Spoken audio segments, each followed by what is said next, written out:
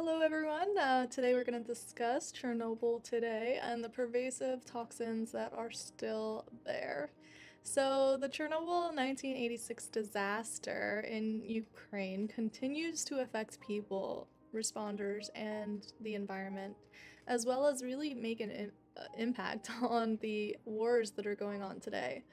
A quarter of Belarus was heavily contaminated by radiation as well. Uninhabitable reactor exclusion zone exists, and the reactor is located within the exclusion zone, and it's considered uninhabitable due to the high levels of radiation. And regardless of the radiation, people still visit or reside too close in proximity to the radiation. Yes, you heard me. People are literally living in this zone and or walking and traversing within the zone itself. And one of the interesting depictions that you will find is even the war in Ukraine is traversing into the zone and into these high radiation areas. Some people choose to live in the zone despite the health risks, and these health risks are known. We understand that radiation is really bad for your health and can cause you long-term permanent impacts. There's no reason for people to make this decision when there's a whole world around you that you can live more safely in. You have so many options in this world.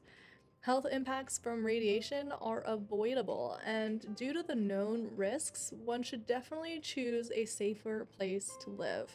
And also just be a safer distance in proximity to these radiation zones that we know exist. So, reactor radiation impacts your health, and the cleanup effort exposed workers to high levels of radiation that really impacted their lives permanently. The workers would be inflicted with cancers for many years following the work.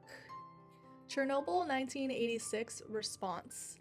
Post disaster, 6,000 plus responders worked to clean up and contain the sites through removal of the contaminated soil and debris, as well as construction of a sarcophagus to contain the reactor.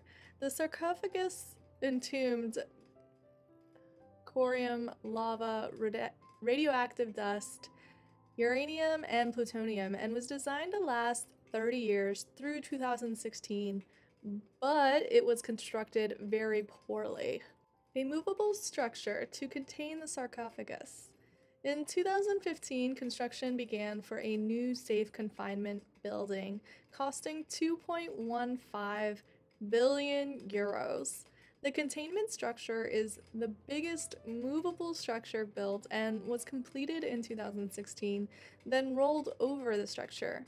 If you step inside, death is imminent within minutes. Radiation poisoning and effects. Radiation causes both immediate and long-term health effects. Deaths from radiation poisoning occur in weeks following Chernobyl. In the years following, workers would become inflicted with cancers and tumors to include leukemia, thyroid cancer, and others. The amount of exposure leads to the severity of effects. To control exposure, workers would wear dosimeters that measured levels. Once certain levels were reached, the workers were removed from the site work. People live within the zone today, and regardless of radiation risks, people still live within the zone even though it is not safe to live there due to the radiation levels. Pervasive toxins remain in the environment, causing deadly long-term radiation exposure impacts, and birth defects are more common within this zone as well. People live here out of supposed necessity or desire to return to their homes, and the government really needs to step in, find these people new homes on safe land elsewhere. In the year of 2023, people should not be residing in this known zone. People should instead be relocated immediately, And we should never have this situation persisting in the lives of the community with continued radiation risks that are well known. Why do people still live in this zone today? The government has failed these people. Insufficient relocation of residents exists, and there should really be also a buffer, a lower risk zone around the reactor exclusion zone. No habitation within the zone or surrounding buffer zones should be allowed, and relocation should be required by the government officials, and the government should provide these people somewhere to reside outside of the zone and buffer area. The government should also put aside land with small homes free for these people because they will forever live a deadly long-term impact from the radiation. And so the least we can do is provide them a home free of radiation that's safe for them. You only live once, and they deserve some type of government subsidy or action within this crisis. The Ukraine war. Soldiers should not be training within this zone, and they can train literally anywhere else. But why choose here?